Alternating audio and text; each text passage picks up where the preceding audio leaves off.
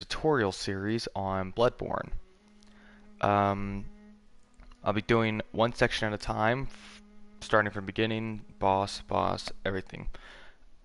So, without further ado, I'm going to be doing it under Waste of Skin. If this video, or video series, I guess, ends up helping anyone, feel free to actually, let me know so I can do more of these types of series. Without further ado, let us begin.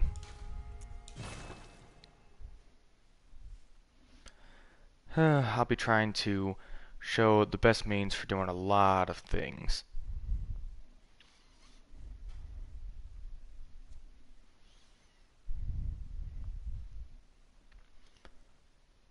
I'll be doing a much easier build for everyone to kind of follow along, I guess. I'll be using a strength build, generally.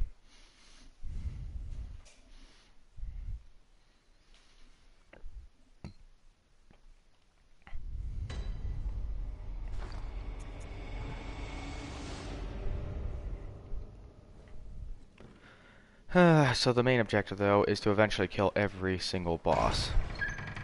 As well as show you guys locations for things of that nature. My guy runs so fucking awkwardly. Run past this guy, unless you have the balls to fight him, but I sure as hell don't. Keep going, keep going.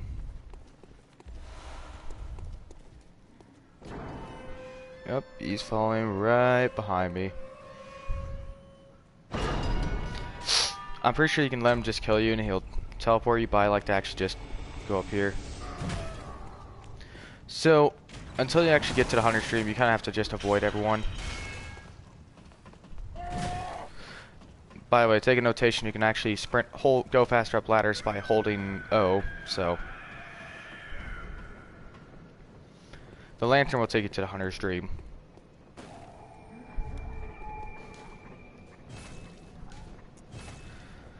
Now from there, that's when you can pick your weapon.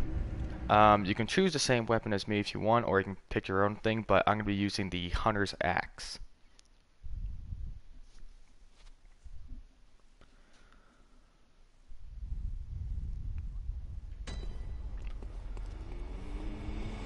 So once you get one insight, you can actually talk to her and she'll help you out by letting you level up. But for right now though, Hunter's Axe. It has the highest base damage starting. It's not a bad weapon. And then weapon wise, I'll be using Blunderbuss.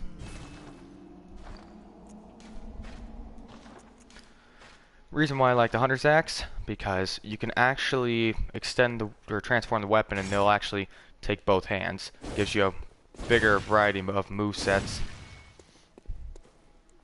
Alright, so I'm gonna go back to Central Yharnam.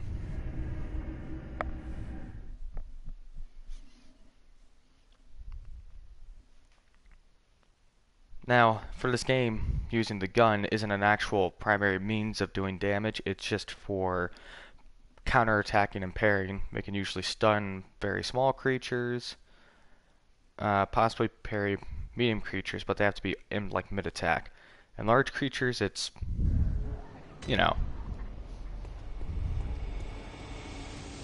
So I'll go back down the ladder I came, grab me some stuff.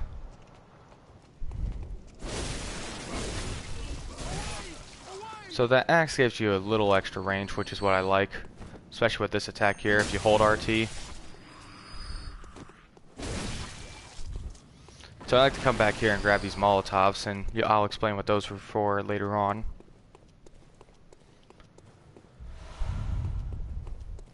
So I'm gonna actually go back and grab me some health items and grab some of the items I skipped, avoiding that one creature.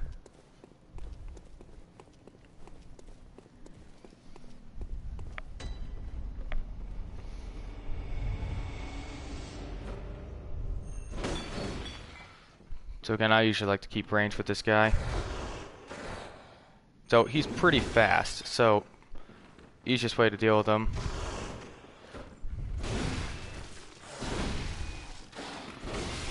is just kind of stay on his side. Alright, I've grabbed as much as I'm going to find back here. Oh, actually, you can head back over here though from where you started. And if you go to this door, that's one extra blood vial you can use that's actually stronger. Never hurts to grab that.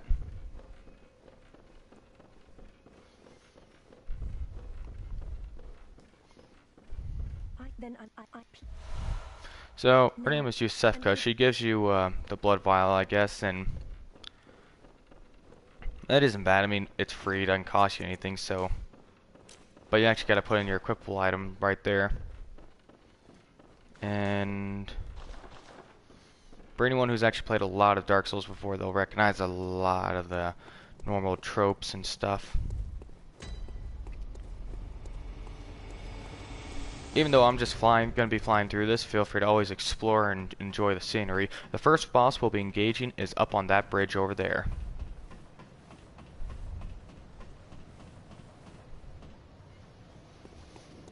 You can also choose to talk to this individual here, and later he'll give you a flame sprayer. It's kind of like a flamethrower, but kind of weak. Pebbles, most useless thing ever. With this weapon, I always like to use that hold RT attack for that double spin because it just has such good range, and normally you're not going to miss your attack. Your LT also does a long sweep, and then you can bring it back down with R1.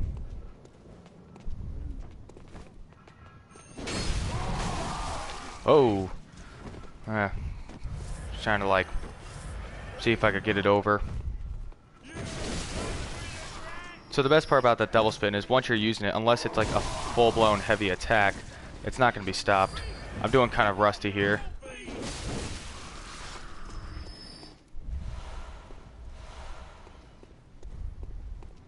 So normally, these guys are only kind of annoying because they hold their shield up, and if you're trying to attack a group, they'll kind of like stagger your attack.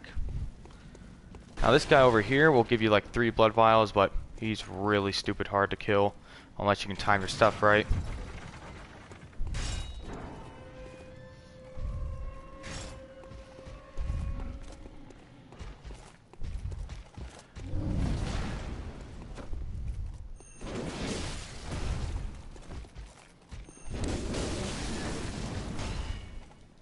So he has some pretty heavy hits though.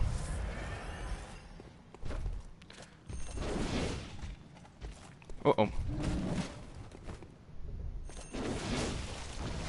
By the way, the double spin also gets rid of their guard and then goes for that other final swing. Alright, so moving on. Now, there's 2 ways you can approach this. You can get yourself a lot of blood echoes in the process of moving up here. Now, I know my face is covering where blood echoes and insight would be, but it doesn't matter. Don't forget about this individual here who will ambush you once you pass him. He always drops 3 quicksilver bullets. Anyone who holds a gun almost always does. So, your insight, the one that's on the lower of the 2, is used to, I guess, summon help. It's kind of like the equivalent of humanity, except it's able to be stacked up a lot more, and you don't lose insight if you die. Maybe notice there's a lot of guys down there. You can either choose to try to fight them all, or just go with it. I would recommend, for a new player, you can run past all of them. I'm going to end up trying to kill all of them, I guess. I say try. I usually fail at least once.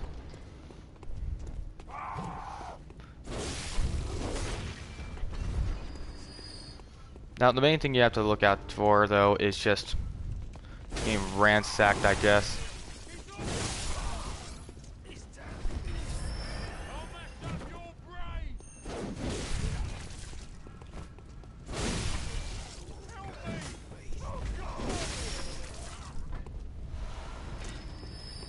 Now you can kind of like thin them out little by just kind of running the sides.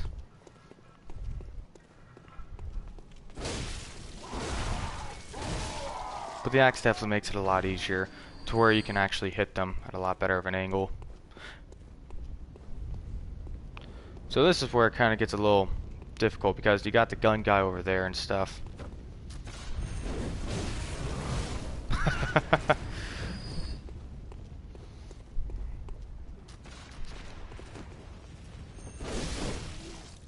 So the gun guys are always some of the most annoying, because they'll just keep pegging you with their stuff. Alright.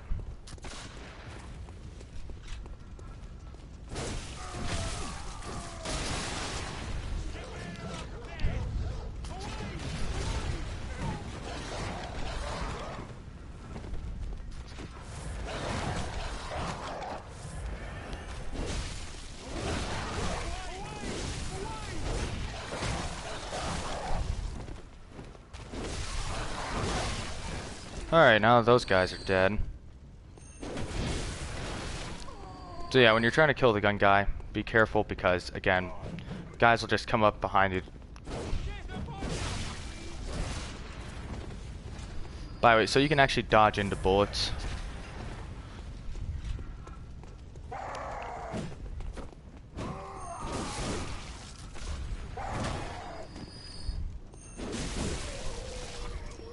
Anyone that you don't feel like you'll kill in one hit, again, you can always play it cautious by just hold RT. It's one of my personal favorite attacks.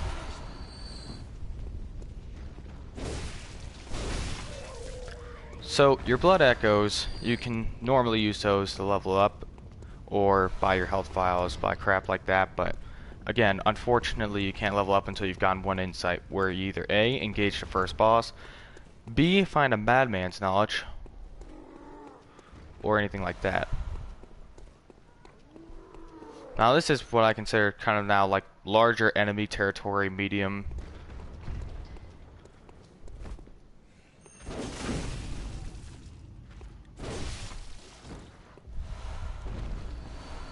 They actually can do a lot of damage, so I always recommend being very careful.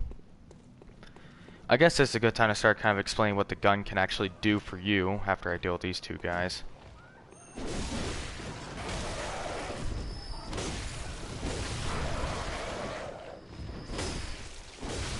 So with crows, you know, that double spin attack, as you obviously saw, doesn't do the most. I'd grab the oil urn for, you know, just the sake of being helpful. Now, in Bloodbourne, the main thing I always like highly encourage is trying to open up as many shortcuts as possible, so you don't have to keep making that same journey.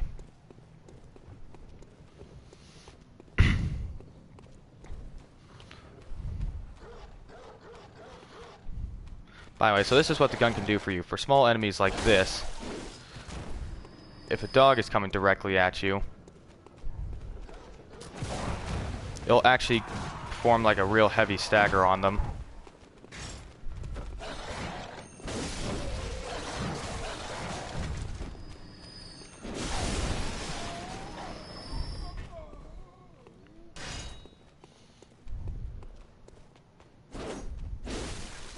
If you ever just want a little bit quicker of an attack or one that's a little bit more focused, you can always untransform your axe.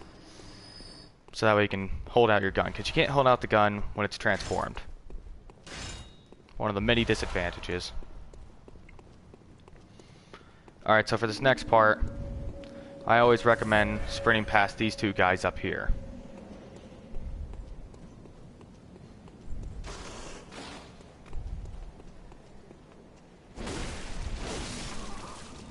Because those creatures are pretty strong.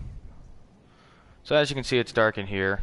It's not necessary once you actually know where they are, but if you ever feel like it, a torch is never an actual bad thing. You could just raise the brightness or the gamma, but again, I feel like it ruins from the experience a little. So with these two guys, they're probably just gonna walk back. But if you actually are really hell-bent on killing them, or you just need health files, you can stand right about here. Because they can't go through the door. So you can just keep using that attack on them.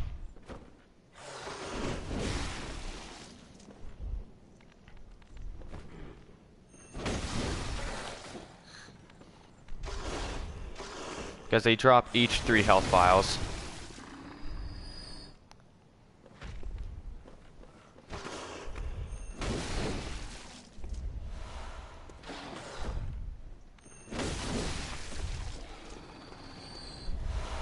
So it's a great way to stock up.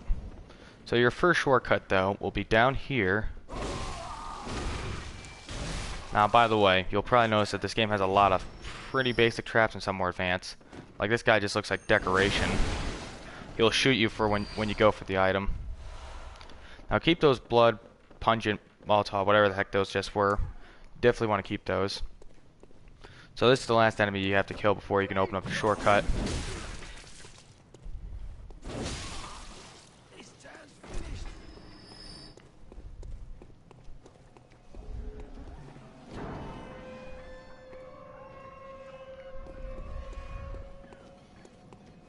If you're low on health files, you can always go back to Higher Stream and use some of the blood echoes you got to buy some more. But before engaging the first boss, we're going to kind of like sidetrack a little.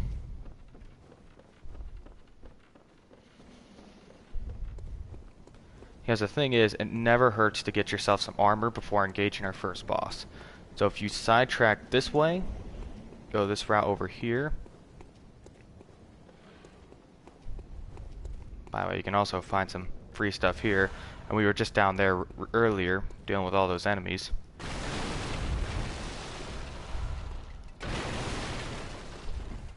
So, make sure you don't fall too drastically. So this area has a couple of stronger enemies, but that's okay.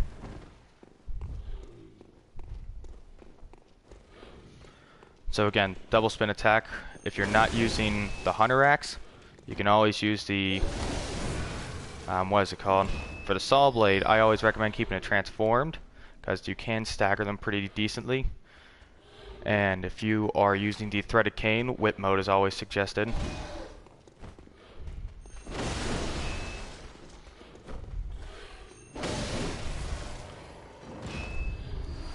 Always avoid their attacks. They can be pretty heavy hitting.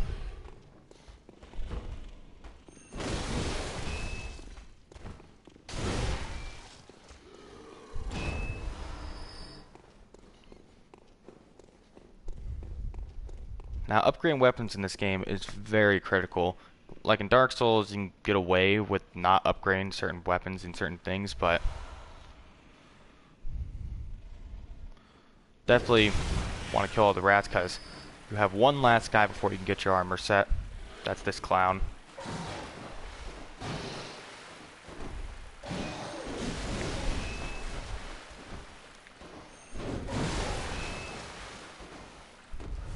So as you can see, he hurts a little bit more and has a little bit more health. But you know, just stay vigilant, he'll die. Your first armor is here. It's much better. Now I never recommend selling this stuff right here because you can never get it again. It's nice to just have for aesthetic appeal once your guy's a high level and it doesn't matter.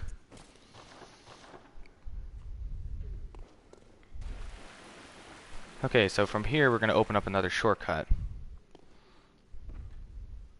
Uh-oh. It doesn't matter if you completely drop down here. Now, be wary though. These guys are alive. They're just pretending to be asleep.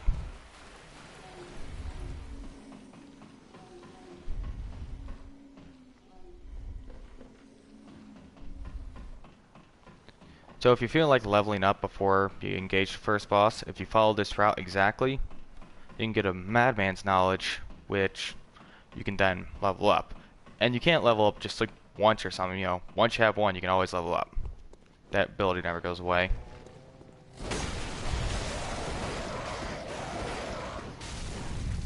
So for crows, if you're using the Hunter Axe, I would recommend something a little bit more personal.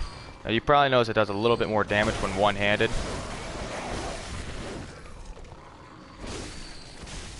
Well, sometimes.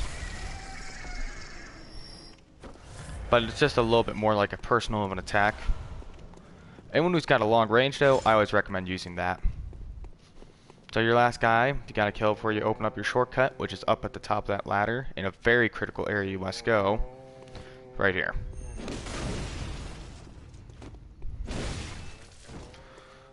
So some bosses have unique mechanics, like the next one after this one I'm about to kill. So this one actually gets weakened from, or not weakened, I guess stunned by this thing we're about to get here. So tell the girl you'll find her mother. Oh, By the way, real sad story. In the end, she ends up dying because if you tell her her parents are dead, she leaves the house and dies. If you don't tell her, she asks for a safe place to go. You tell her one, she dies. Like, every scenario, she dies. So, with that madman's knowledge, I'm pretty sure I picked up. Yep, right here. You just use that. There's no penalty to it. You'd be able to level up now.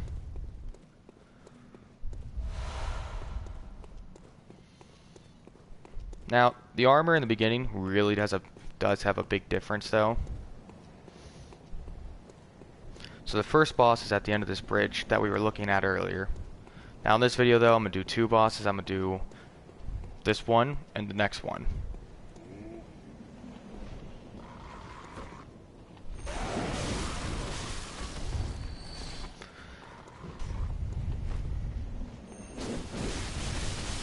Whew. Yeah, you probably noticed that crows are really annoying.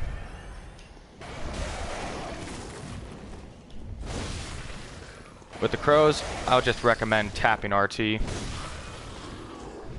Ooh.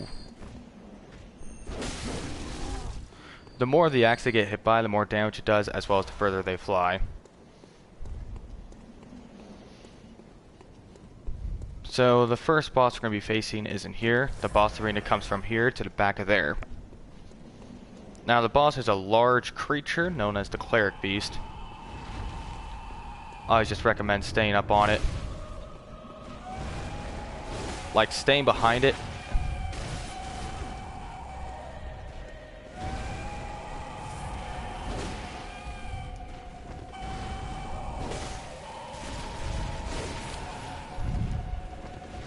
Now, with bosses in this game though, if they're large, normally multiple parts of their body have different things. Its head, its arm, and its other arm. If you were to focus on one arm or one part of its body for a while, you could probably get a pretty nice stagger off it.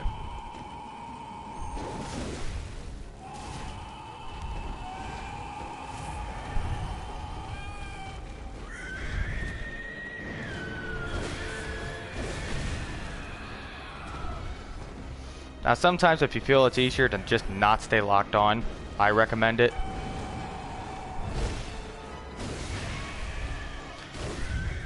See how I kind of staggered it? I guess I hit him the one arm a certain amount of times.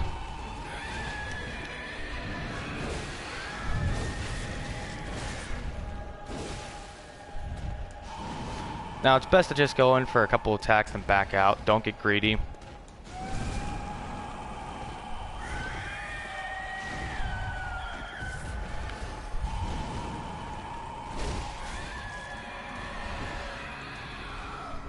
Now I'm playing it like really stupidly cautious, so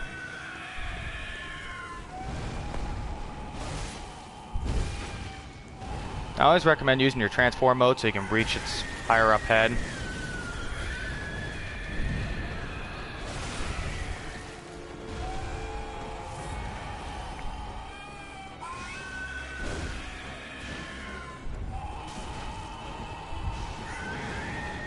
So notice how one of its arms is bleeding. If I keep hitting that one, it's going to do a little extra damage.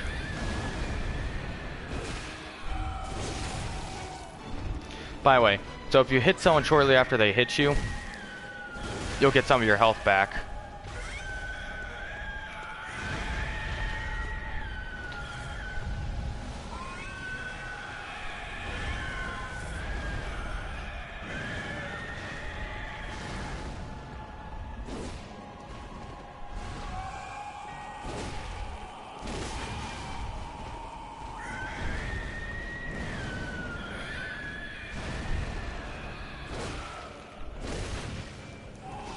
So whenever you see him like give himself an opening like that, by the way, so that thing also heals the serration you did, you know, onto like that one body part. So if you ever see an opening or you see a pattern that you feel comfortable with, it never hurts to just go for it.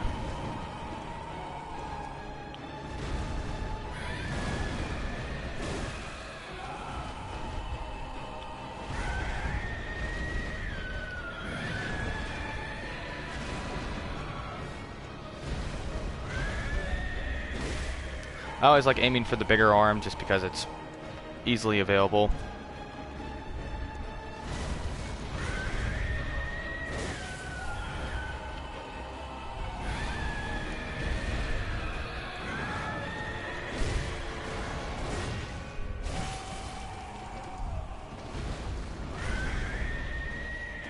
So rolling is like your most versatile tool, since there really isn't any real form of blocking in this game.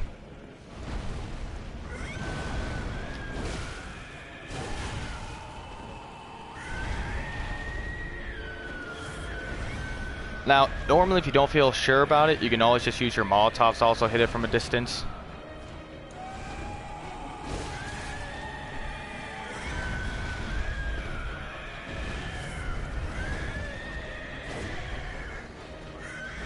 Now make sure never to get back into a corner.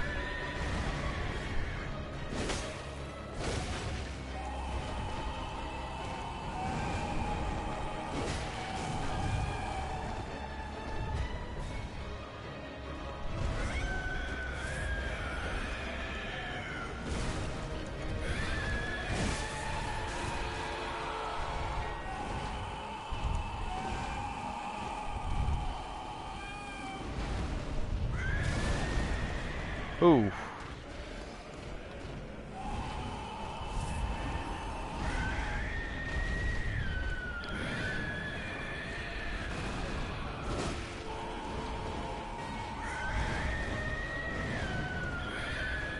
So I usually like to strike when he does that attack. By the way, so that's known as a visceral. If you see that happen, boom, you can then go for a massive damage attack.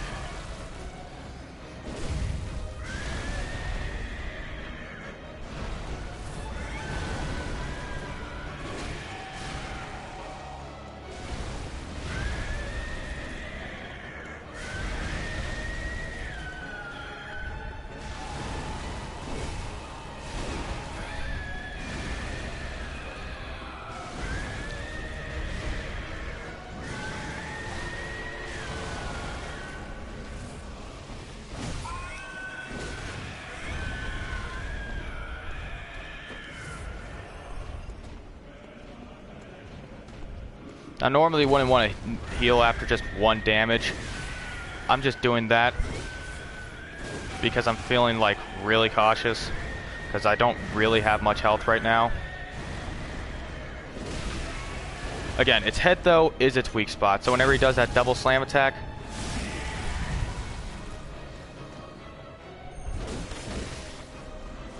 alright, there we go, that's the Cleric Beast down.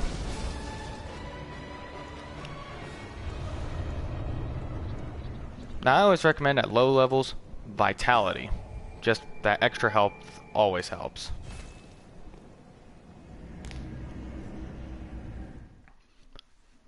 Now remember, I did Wasted Skin, so I didn't exactly have many stats of anything. If you're not feeling risky, I would suggest the one that gives you extra Vitality. So the doll's now alive since you have that one in sight. Channel Blood Echoes is just leveling up. So I'm literally leveling up 10 times the Vitality. So now I can take a couple more hits.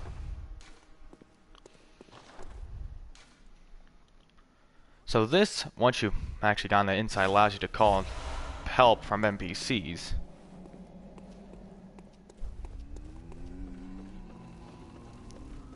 That's Garmin. You don't really have too much useful information, just lore, lore, lore. This is how you would end up increasing your weapons. You would use your blood shards.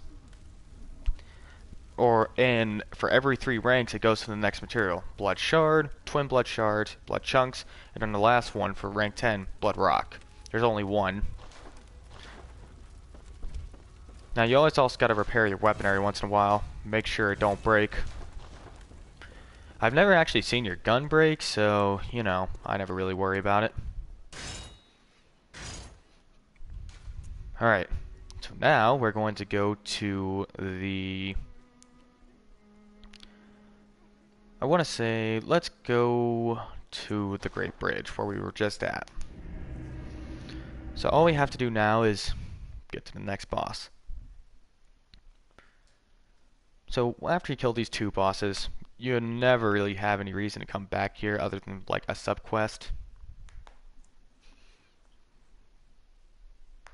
But I am going to be showing you another side quest line, which we're going to be doing for, again, the purpose of just kind of the full Bloodbourne experience. Eileen the Crow, or I think that's it. It's either Eileen or Ellen. She's a hunter of hunters. Most of her quests are killing some other real tough-ass hunter who's usually a pain in the ass. So if you go this way and jump immediately down here, you can open up this shortcut. It's not really necessary. You're only avoiding like 3 creatures. It's just a little bit of a walk. You come over here and you just, in this case, we're going to avoid a lot of the creatures.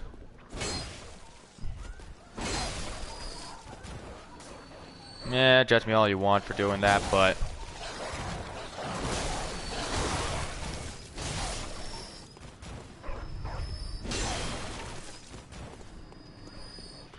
so you have a couple dogs here, here, and here.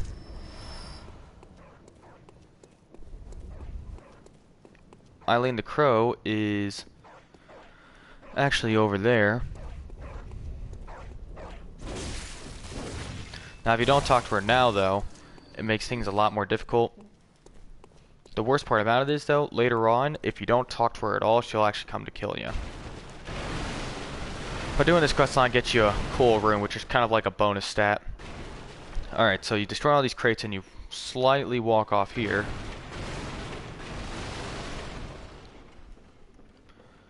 Now you can get yourself a free weapon or two by cutting that guy there. And then there's another guy just over there. So we're going to talk to her. She's over here. If you kill her now, you can buy her weapons for 40,000 blood echoes, which sucks because 40,000 isn't easy for us at this level. So talk to her twice. You know, and if you like novelty's sake, you can always, I always take off Sip because my guy always accidentally does that one for no reason. Which again, you know, for shit's sake, I always like to have a bunch of short ones in case my guy accidentally does it. I don't even know how it's actually specifically done. My guy just accidentally does it every once in a while when he's trying to do really important fucking things. So you kill those guys. Now if you're using the Saw Cleaver, this is your next really good investment. Because that is known as the Saw Spear. Just like the Saw Cleaver, a little bit extra range. Now, your blood vials don't automatically replenish though. Which means you have to constantly either buy them, find them, or stuff like that. Again, anyone with a rifle always drops bullets.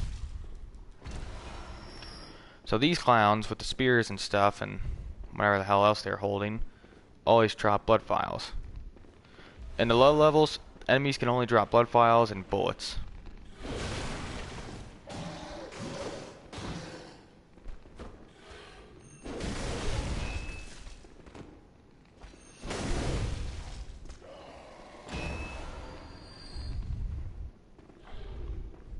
So we're going to grab both times so you guys can see what they have. So normally I like to start from here. Deal with the rats.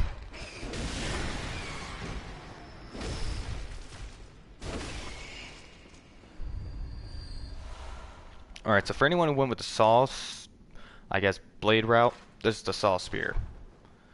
Another is one-handed transformation, so where you can keep your gun out.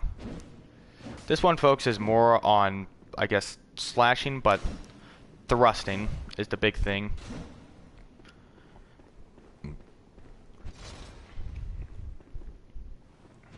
So I'm going to explain why thrusting is very, or backstabbing is very useful. In most Dark Souls games, you backstab by just pressing R1. To backstab in this game, you have to get a power attack directly behind them. Having this little extra range makes it to where you don't have to be as close.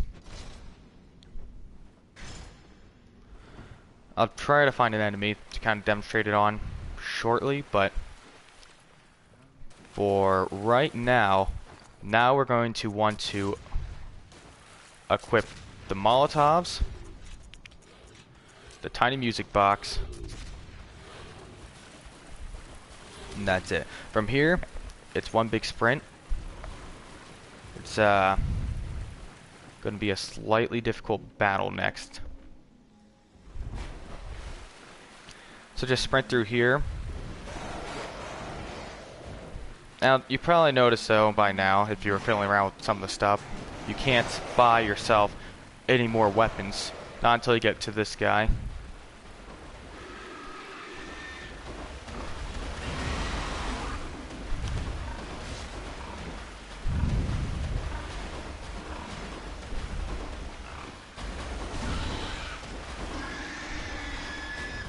So if you're directly behind an enemy, you can do that. Now having the Soul Sphere makes it a lot easier. And sometimes you can just chain it too. It works on any sized enemy except bosses. And some bosses it even can. So once you grab that Saw Hunter badge, badges allow you to buy stuff from that little bathtub where you can buy shit. Alright, so you go up this ladder and we're about to be at the next boss. And the final boss for this video.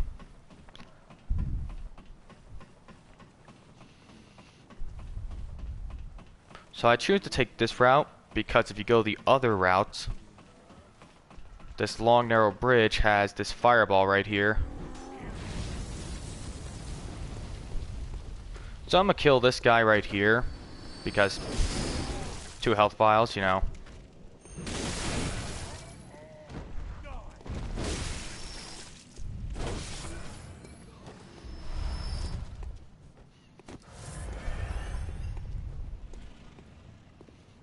So again, what you can always do for the sake of a lot of damage, sneaking up on people.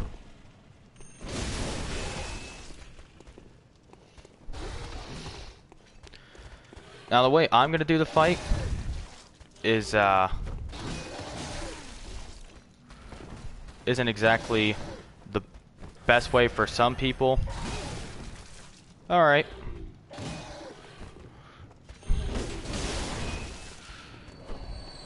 Some people prefer to try to parry him a lot. Me personally, I'm going to be trying to beat him kind of like in a blade v blade fight. So this one is actually a really powerful hunter, and you're going to be fighting him. His last stage, he goes apeshit. Now, the tiny music box, keep that equipped, because that shit will help a lot. So this is Father Gascoigne. He's using the same set of weapons I am, so as you can imagine, it's not going to be the funnest of all fights. I'm going to skip that. So I always recommend sprinting your way up here. This is the easiest area to fight him because you can get caught on the gravestones and all kinds of crap.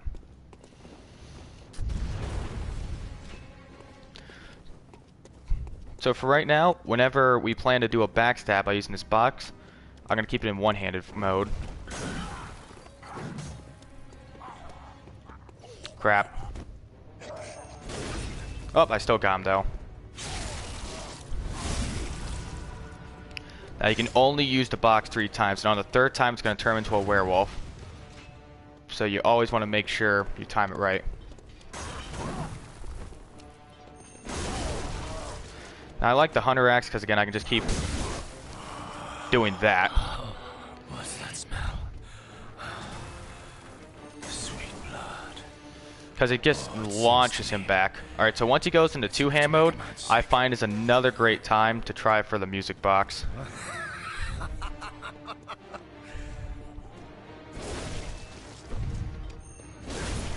Crap. So, I don't know why my guy kind of released early.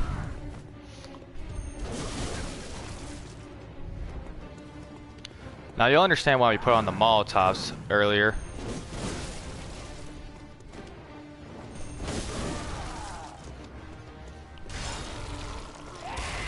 So, wait until he goes for 1 strike.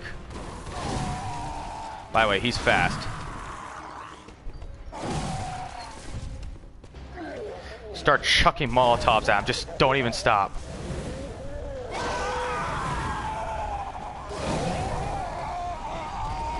That's the easiest way to deal with him in that form. He's just too fast and too sporadic. So that's why we picked up all those Molotovs in the beginning and didn't use them until now. So now you can get rid of the music box. You can do as you like with the Molotovs. You'll probably need them a little later on, but for right now though, grab this. That little girl we told would find her mother, you'd use that.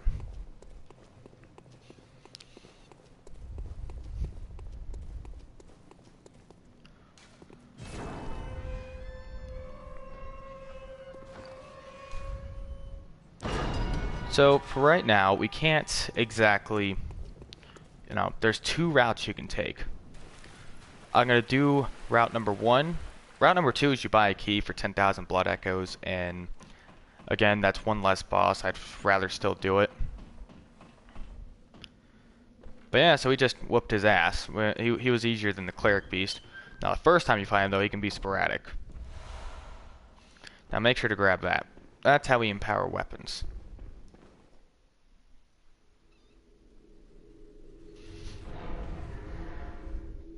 So we come through here and we see that it's just a cathedral ward. This is kind of like an area we're going to be coming back to a lot for a while. Now don't freak out. That guy's not a monster. I accidentally killed him the first time. So he asks you to bring people who are still sane back to him. And now before we end the video, I'm going to tell you the last thing to do so we can kind of do as many things as possible. There's one guy who does the opposite of everything you say. People just refer to him as the skeptical man. And you can save him, but you have to tell him the wrong location. So while we were gone, the person who gave us the blood vial is now... She got captured by this weird creature and it switched bodies with her. And so it's not the original. And anyone that you send to her, she experiments on and turns her exactly into a weird creature. Alright, so, and I'll show you what I mean.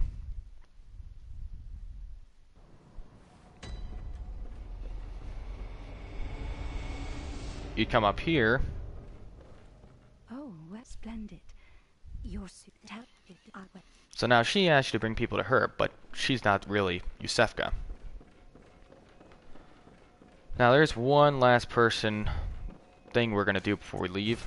We're going to save this old lady. She doesn't really offer much, but you can get a crap ton of sedatives in the end game by saving her. Sedatives are pretty useful because there's this thing called frenzy damage. You'd go here. Doll's sleeping because she's lazy. No, I'm kidding. Go to the Great Bridge.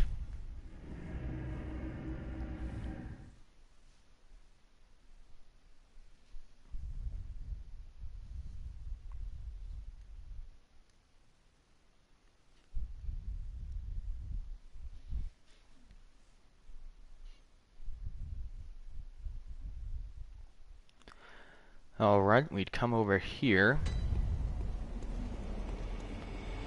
Now that same route we took earlier to get to Eileen, or whatever her name is, the Crow.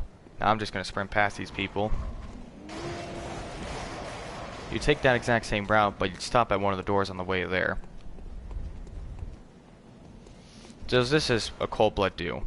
Virtually, if you don't want to have blood echoes because you feel like you might die, keeping those are kind of like condensed ones that you don't lose until you use them. Ooh.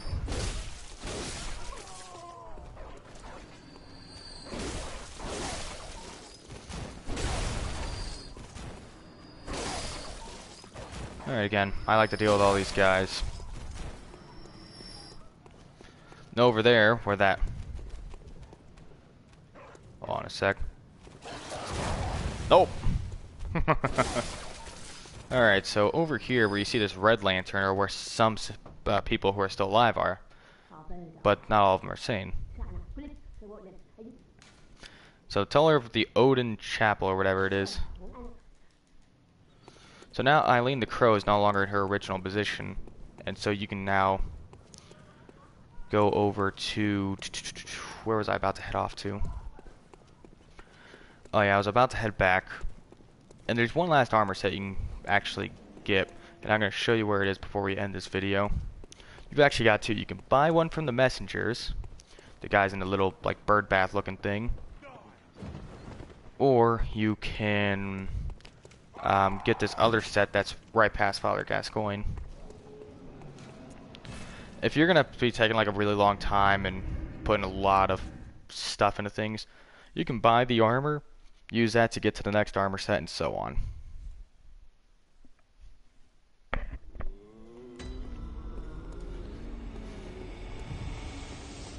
Because this right here is the armor I was talking about.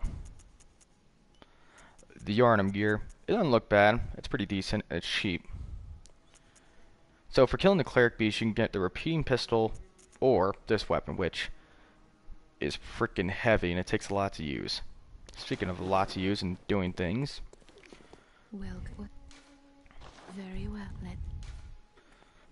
So right now I've got 5,000 and I'm just going to round up 500 blood echoes. Now I'm going to upgrade my skill to 10, which is like the base for a lot of weapons, and start upgrading my strength, because I'm a strength build. Now to tell what your weapon's actual build would be for, all you'd have to do is look at your attribute bonus, which is like near the bottom. The higher or the better the letter, A is the best, E is the worst. It gets like a D bonus, so it's pretty good for right now. I'm gonna go back to the Cathedral Ward real quick because I actually like the armor because it looks cool. And I'm gonna switch off to that and I'm gonna show you a trap to look out for. It's a real dirty trick.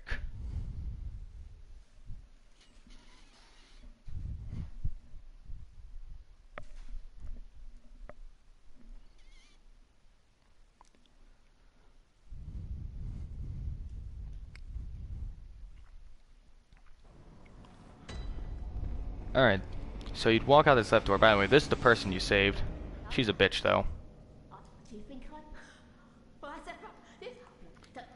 But she'll end up going insane later on and giving you a bunch of free stuff. So you would just deal with this guy real quick.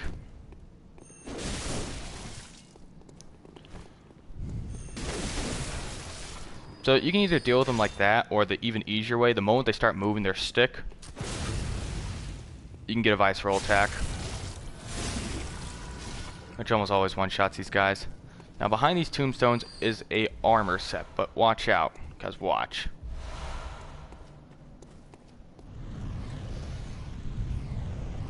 That thing grabs you, does a crap ton of damage, and then chucks you in the ground. So it's the exact same gear, kind of a different variant, but I feel like it looks a little classier.